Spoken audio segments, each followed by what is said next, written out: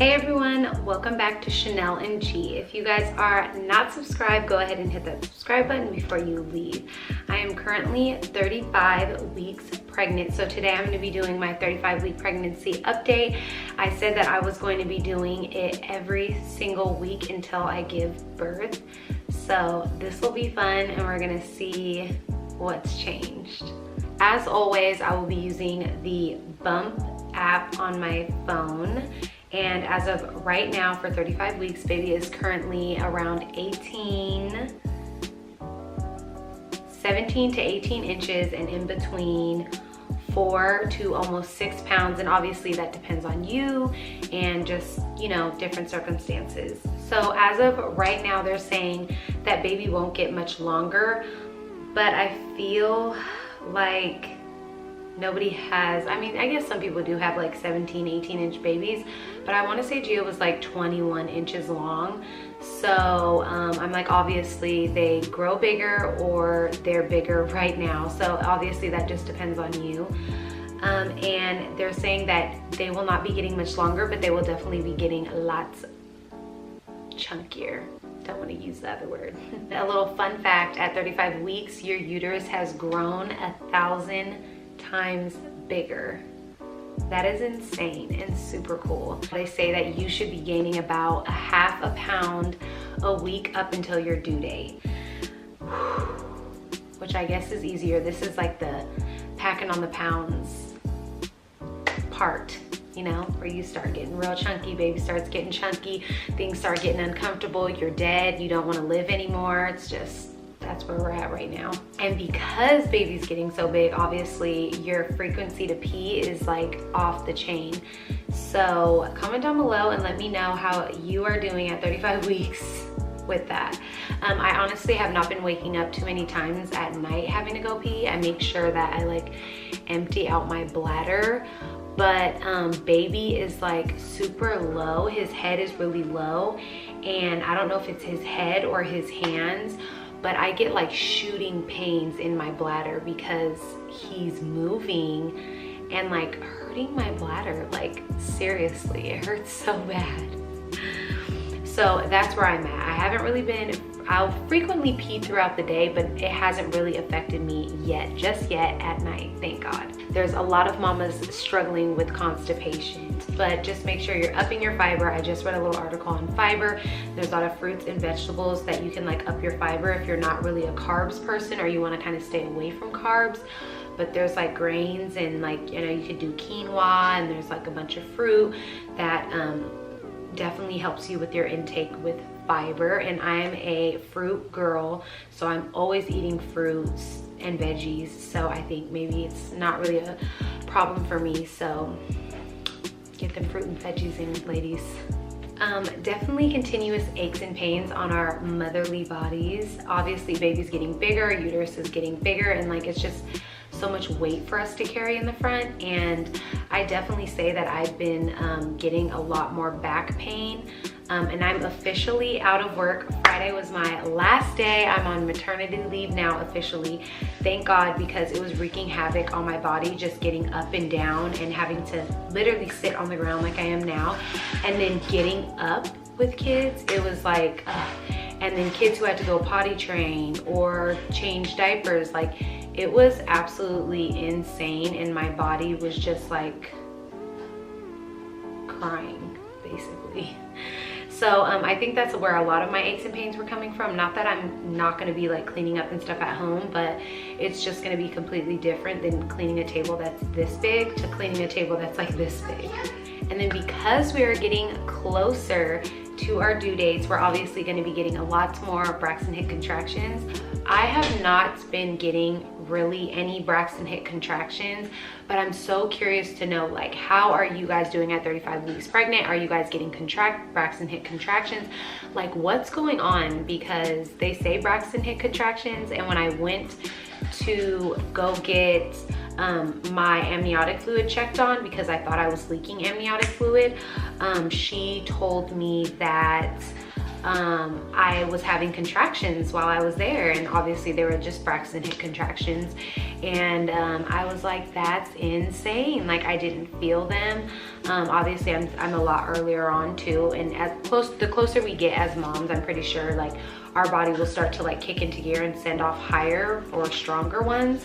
But with Gianna, I literally got no contractions until I was in labor. Like, and I feel like there's times where I might overstretch my body and I'll get like, I think it's a cramp, but obviously it's a contraction.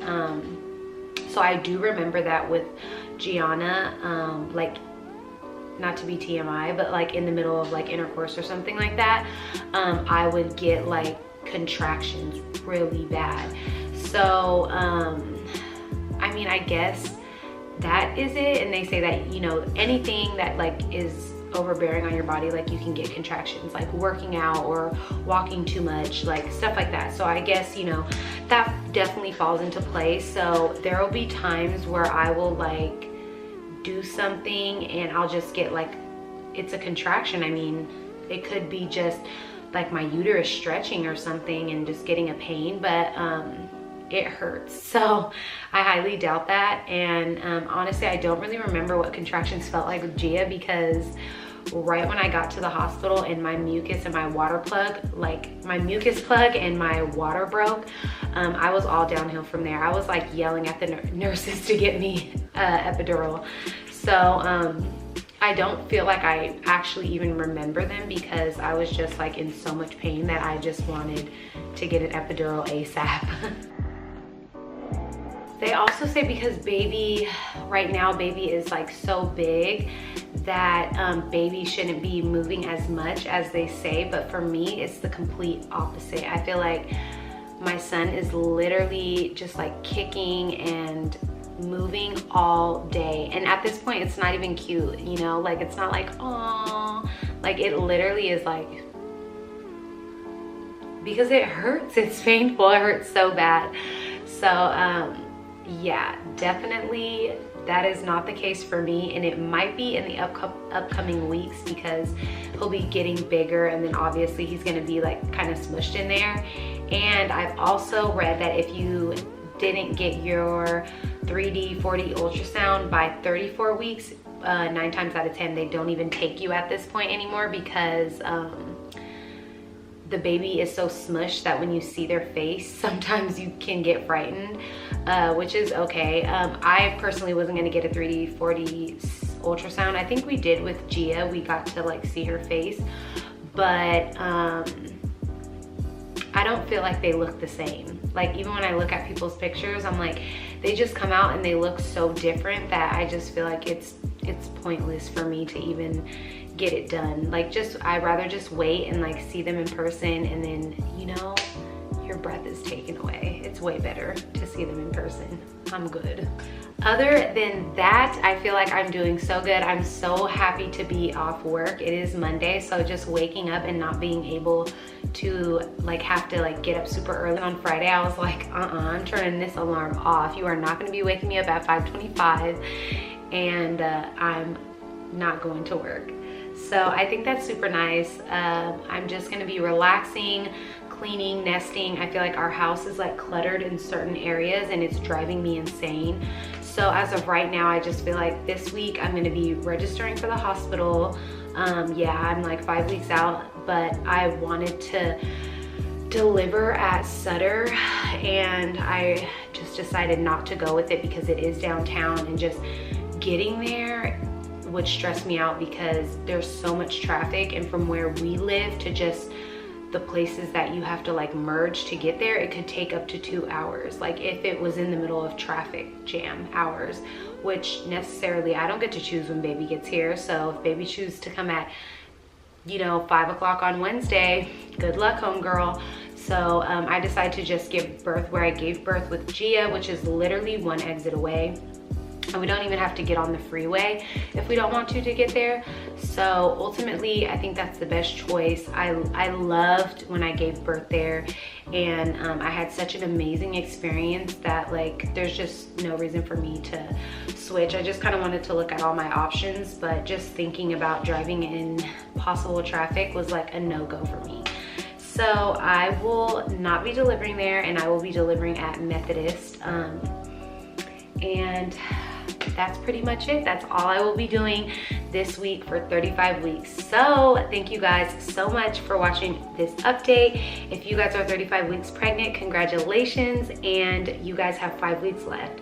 So I will see you guys on Friday in my 36-week pregnancy update, or Saturday. It'll be up on Saturday morning.